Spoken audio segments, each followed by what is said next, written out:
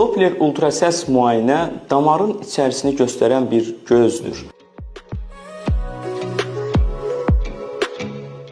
Biz Doppler müayinə etməklə bir insanın anatomik olaraq, yəni Allahın verdiyi olaraq bu damarlar harda yerləşir, bunların ölçüləri nə qədərdir, bunlarda qan axını necə gedir kimi suallara cavab verə bilirik.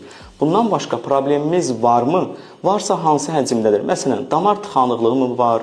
Yaxud da ki, damarın yanında bəzən duplikasiya deyirik, ikili bir damar problemi olur.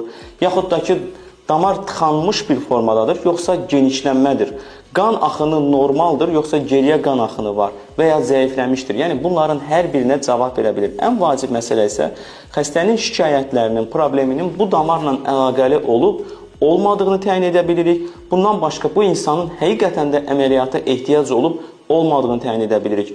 Ümumiyyətlə pasiyentlərə tövsiyəmiz, əgər əməliyyat qərarı verirsinizsə, əməliyyat edən həkimin özü tərəfindən Doppler müayinənin olunması ən vacibidir. Bunlara diqqət etsinlər. Çünki bir həkim tərəfindən Doppler müayinə olundu, orada olan görüntü digər həkim tərəfindən təsvir oluna bilməz. Təsvirin olunması üçün real nəticəni dəyərləndirməkdən ötürü əməliyyat edən həkimin özü tərəfindən də, yəni onun gözləri tərəfindən də Dopplerlə təkrar dəyərləndirilməsi vacibdir. Bu baxımdan biz bir daha dedik ki, Doppler ultrasəs müayinə damarın içərisini göstərən bir gözdür.